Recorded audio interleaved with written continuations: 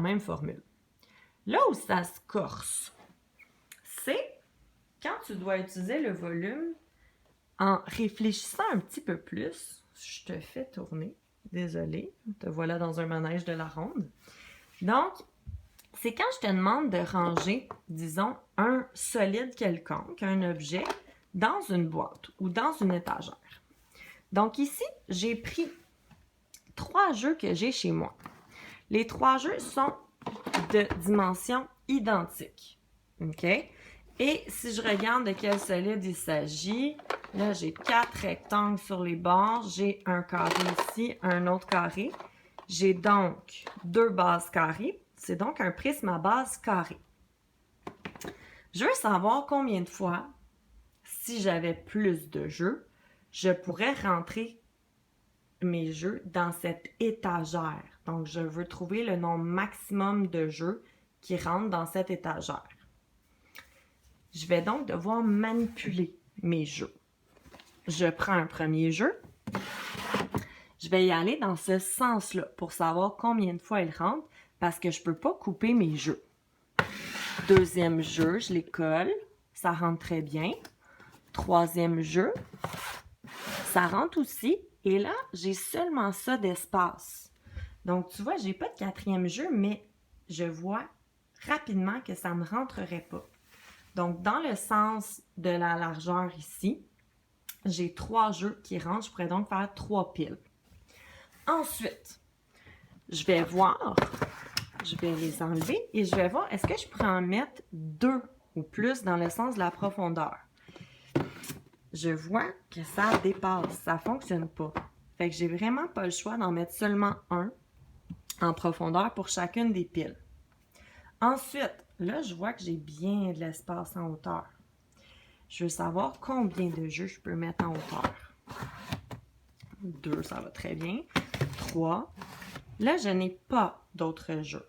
Par contre, je vais mesurer la hauteur ici et je vais diviser par la hauteur d'un jeu pour savoir je peux en rentrer combien dans chacune de mes piles. Donc, je me suis fait de petits schémas. Mon jeu mesurait 20 cm dans ce sens-là, 20 cm ici et 4 cm de hauteur.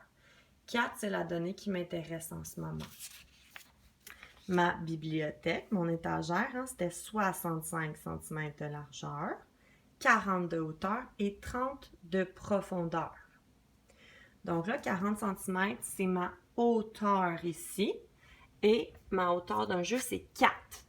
Fait que je me dis, bien, 40 divisé par 4, ça donne 10. Fait que si j'avais 10 jeux, je pourrais réellement en mettre 10. J'aurais donc une pile de 10 ici, une autre pile de 10 ici et une autre pile de 10 jeux ici. J'aurais donc un total de 30 jeux qui rentreraient. Et oui, tu as bien vu, il y a une perte d'espace. OK? Mais ça, on ne peut rien y faire parce que les jeux, on ne peut pas les couper. Donc, si je te montre en mathématiques, en calcul, ce que j'ai fait, je me suis dit, ben 20 cm, rentre combien de fois dans 65 cm? Mon 20 cm, c'était ma mesure ici, et 65, c'était toute l'étagère. Là, j'ai fait des essais-erreurs, 3 x 20, 4 x 20. 4 x 20, ça dépasse. Fait qu'il rentre 3 fois. Et j'ai la preuve quand je regarde mes 3 jeux. Ensuite, 20 cm, la profondeur rentre combien de fois dans 30 cm? Bien, une seule fois. Et encore une fois, j'ai la preuve, j'avais pas assez d'espace en avant. J'ai un 10 cm que je perds. Finalement, troisième dimension, c'est mon 4 cm. Ma hauteur rentre combien de fois dans 40 cm? 40 cm divisé par 4, 10. Ici, il n'y a aucune perte d'espace, donc la vie est belle, on aime ça. J'ai encerclé le 3, car j'ai 3 jeux dans ce sens-là. Le 1, car j'ai un jeu dans le sens de la profondeur. Et le 10, car je vais en avoir 10 en hauteur.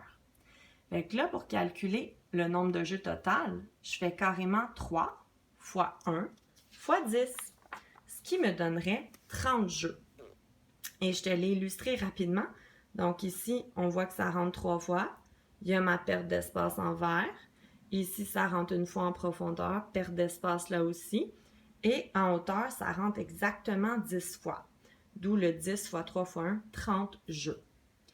Donc, ces problèmes-là, tu vas les retrouver également lorsqu'on te parle de volume, mais là, tu ne peux pas appliquer la formule sans réfléchir. Tu vas devoir prendre les mesures séparément. Donc, j'espère que cette capsule t'a bien aidé. J'ai un gérant très, très exigeant qui veut que j'aille le plus de YouTubers, pas de YouTubers, d'abonnés possible. Fait que je vais te demander d'aller t'abonner à ma chaîne YouTube. Aussi, il faut que tu actives les notifications pour toujours rester à l'affût des nouveautés que je propose. Sur ce, je te souhaite une bonne fin d'après-midi.